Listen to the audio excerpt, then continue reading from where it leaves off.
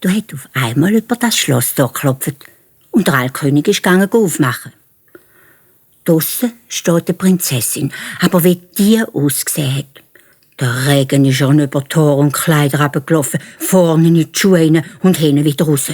Sie hat gesagt: «Entschuldigen Sie, Hoheit, kann ich im Schloss übernachten? Ich habe mich verirrt. Ich weiss, man sieht mir's nicht an, aber ich bin eine richtige Prinzessin.»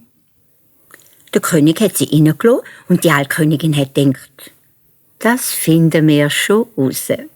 Während die Prinzessin nachgegessen hat, ist sie in die Schlafkammer gegangen und hat den Erbsen aufs Bettgestell gelegt und auf die Erbsen drauf 20 Matratzen und dann noch 20 Deckbetten. Die Prinzessin musste eine Leiter nehmen, um zur Oberstufe zu steigen.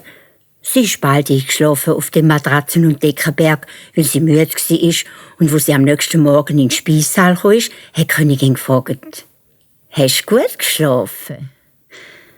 «Nein, überhaupt nicht. Ich habe kaum ein Auge zutun. Ich bin auf etwas Härtem gelegen. Ich glaube, ich habe überall blaue Möse. Es war furchtbar. Jetzt haben sie gewusst, dass das eine echte Prinzessin war. Durch und durch.